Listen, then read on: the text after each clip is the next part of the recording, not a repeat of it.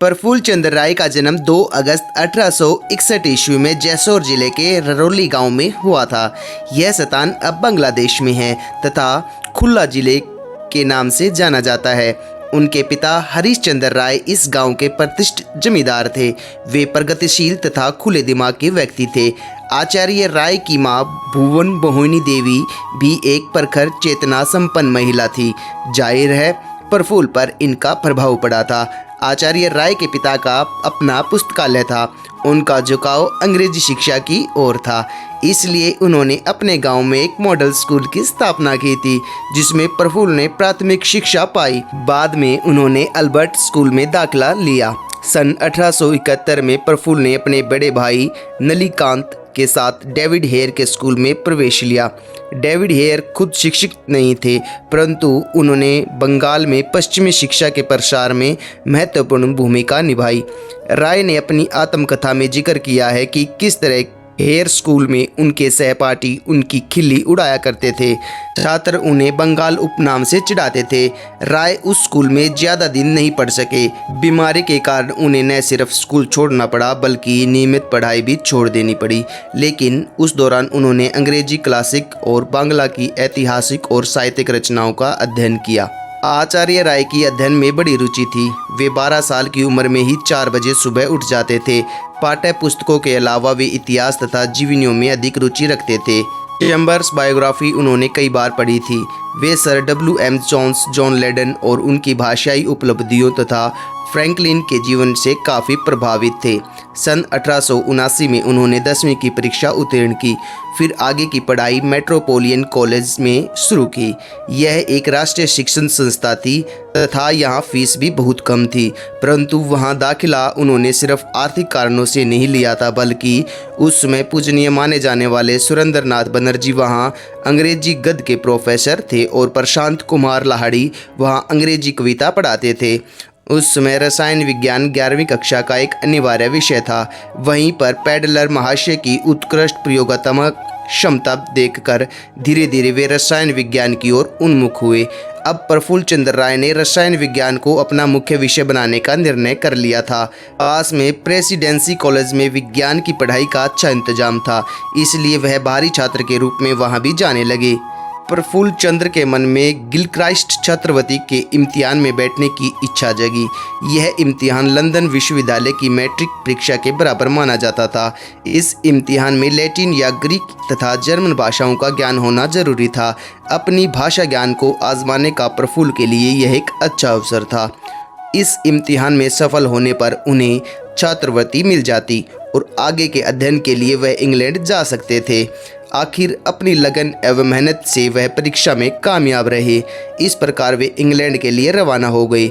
नया देश, नई रीति रिवाज पर प्रफुल्ल चंद्र इन सब से जरा भी चिंतित नहीं हुए। अंग्रेजों की नकल उतारना उन्हें पसंद नहीं था।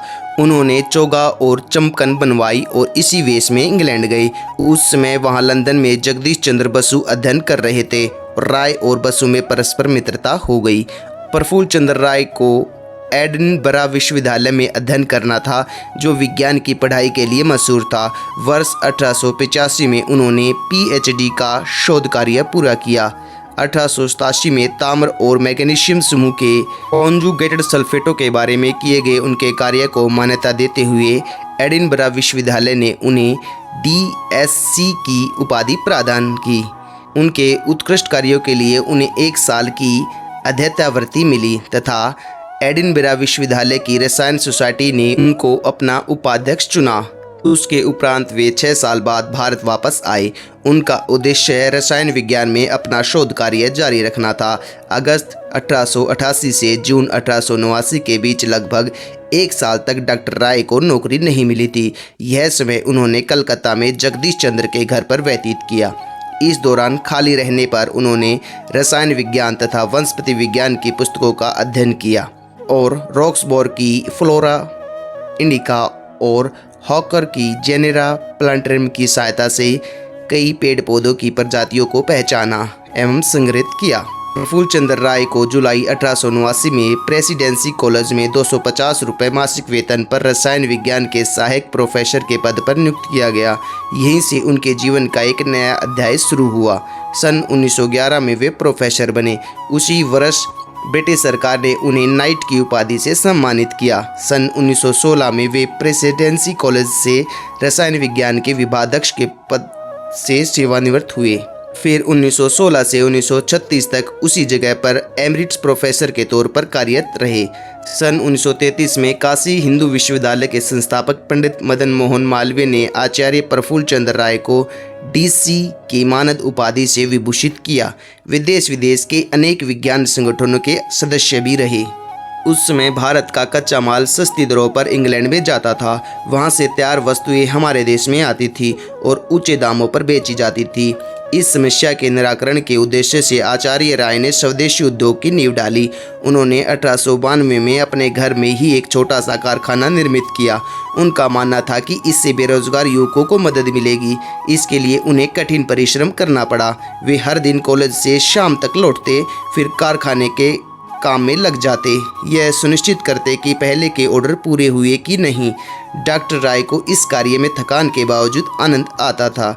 उन्होंने एक लघु उद्योग के रूप में देसी सामग्री की मदद से औषधियों का निर्माण शुरू किया। बाद में इसने एक बड़े कारखाने का स्वरूप ग्रहण किया, जो आज बंगाल के केमिकल्स एंड फार्मास्यूटिकल वर्क्स के नाम से सुप्रसिद्ध है। उनके द्वारा स्थापित स्वदेशी उद्योगों में शोधेपुर में गंधक के तेजाब बनाने का कारखाना, कलकत्ता में pottery works, Bengal enamel works तथा स्टीम नेविगेशन प्रमुख हैं। आचार्य राय को ग्राम्य जीवन बहुत आकर्षित करता था। वे अक्सर ग्रामीणों से उनका सुख दुख हालचाल लिया करते थे। वे अपनी माँ के भंडारे से अच्छी खाद्य सामग्री ले जाकर ग्रामीणों में बांट देते थे। सन 1922 में बंगाल के अकाल के दौरान राय की भूमिका अविस्मरणीय है। मैनचेस्टर गार्डियन के एक संवाददाता ने लिखा कि इन परिस्थितियों में रसायन विज्ञान के एक प्रोफेसर PC राय सामने आए और उन्होंने सरकार की चूक को सुधारने के लिए देशवासियों का आह्वान किया। उन्होंने इस आह्वान को काफ़ी उत्साहजनक प्रतिसाद मिला। बंगाल की जनता ने 1 महीने में ही 3 लाख रुपए की मदद की थी। फर्नांडे परिवार की महिलाओं ने सिल्क के वस्त्र एवं गहने तक दान कर दिए। सैकड़े युवाओं ने गांवों में लोगों की सहायता सामग्री वितरित की। डॉक्टर राय की अपील का इतना उत्साहजनक प्रत्युत्तर मिलने का एक कारण तो बंगाल की जनता के मन में मौजूद विदेशी सरकार को धिक्कारने की इच्छा थी। इसका आंशिक कारण पीड़ितों के प्रति उपजी स्वाभाविक सहानुभूति थी, पर काफ़ी हद तक उसका कारण PC राय का असाधारण व्यक्तित्व एवं उनकी सामाजिक प्रतिष्ठा थी। वे अच्छे शिक्षक के साथ एक सफल संगठनकर्ता भी थे। आचार्य राय ने स्वतंत्रता आंदोलन में भी सक्रिय भागीदारी निभाई। गोपाल कृष्ण गोखले से लेकर महात्मा गांधी तक से उनका मिलना जुलना था। कलकत्ता में गांधी जी की पहली सभा कराने का श्रेय डॉक्टर राय को ही जाता है। राय एक सच्चे देशभक्त थे। उनका कहना था कि विज्ञान प्रतीक्षा कर सकता है पर स्वराज नहीं।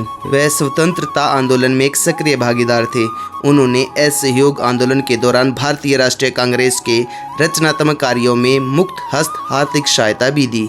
उन्होंने अपने एक भाषण में कहा था कि मैं रसायनशाला का प्राणी हूँ, मगर ऐसे भी मौके आते हैं जब वक्त का तगाजा होता है कि टेस्ट ट्यूब छोड़कर देश की पुकार सुनी जाए। शोध संबंधी जर्नलों में राय के लगभग 200 पर्चे प्रकाशित हुए। इसके अलावा उन्होंने कई दुर्लभ भारतीय खनिजों को सूचीबद्ध किया। उनका उद्देश्य मेंडलीफ की आवर्त सारणी में छूटे हुए तत्वों को खोजना था। उनका योगदान सिर्फ रसायन विज्ञान संबंधी खोजों तथा लेखों तक सीमित नहीं है। उन्होंने अनेक युवकों को रसायन विज्ञान की तरफ प्रेरित किया। आचार्य राय ने एक और महत्वपूर्ण काम किया। उन्होंने 2 खंडों में हिस्ट्री ऑफ हिंदू केमिस्ट्री नामक महत्वपूर्ण ग्रंथ लिखा। इससे दुनिया को पहली बार यह जानकारी मिली कि प्राचीन भारत में रसायन विज्ञान कितना संपन्न था। इसका प्रथम खंड सन 1902 में प्रकाशित हुआ तथा द्वितीय खंड 1908 में। इन कृतियों को रसायन विज्ञान के एक अनूठे अवदान के रूप में माना जाता है। आचार्य राय ने बांग्ला तथा अंग्रेजी दोनों भाषाओं में लेखन किया। सन 1893 में उन्होंने सिंपल जूलॉजी नाम पुस्तक लिखी, जिसके लिए उन्होंने जीव विज्ञान की मानक पुस्तक पढ़ी तथा चिड़ियाघरों और संग्रहालयों का स्वयं दौरा किया। उन्होंने बासुमती, भारतवर्ष, बंगबानी, बांग्ला बांग्लार बानी, प्रवासी, आनंद बाजार पत्रिका और मानसी जैसी पत्रिकाओं में बहुत सारे लेख लिखे। ऐसा कहा जाता है कि उन्होंने अपनी आय का 90% हिस्सा दान कर दिया। सन 1922 में उन्होंने महान भारतीय कीमियागार नागार्जुन नाम पर वार्षिक पुरस्कार शुरू करने के लिए 10,000 रुपये दिए। सन 1936 में उन्होंने आशुतोष मुखर्जी के नाम पर भी एक शोध पुरस्कार करने के लिए 10,000 दिए। कलकत्ता विश्वविद्यालय को उन्होंने रसायन विभाग के विस्तार तथा विकास के लिए 1,80,000 रुपये का अनुदान दिया। आचार्य प्रफुल्ल चंद्र राय का 16 जून 1944 को कलकत्ता में देहांत हो गया। उनके बारे में university college of science London के प्रोफेसर F.G. डोनन ने लिखा था, सर P.C. राय जीवन भर केवल एक संकीर्ण दायरे में बंधे प्रयोगशाला विशेषज्ञ बनकर नहीं रहे। अपने देश की तरक्की तथा आत्मनिर्भरता हमेशा उनके आदर्श रहे। उन्होंने अपने लिए कुछ नहीं चाहा तथा सादगी एवं मितव्ययिता का कठोर जीवन जिया। राष्ट्र एवं समाज सेवा उनके लिए सर्वोपरि रहे। वे भारतीय विज्ञान के प्रणेता थे। उन्होंने परिवार नहीं बसाया तथा आजीवन अविवाहित रहे। सांसारिक बंधनों एवं मोहमाया एवं परिग्रह से अपने को कोसों दूर रखा। अपने देहवासन से प्रफुल्ल आचार्य ने अपनी समस्त संपत्ति सामाजिक कार्यों के लिए दान कर दी थी। ऐसा था ऋषि तुल्य एवं प्रेरणादायी उनका व्यक्तित्व एवं कर्तृत्व। सचमुच वे भारतीय विज्ञान जगत के ज्वाज्वल्यमान नक्षत्र थे। दोस्तों, आपको जानकारी कैसी लगी कमेंट बॉक्स में ज़रूर बताएं।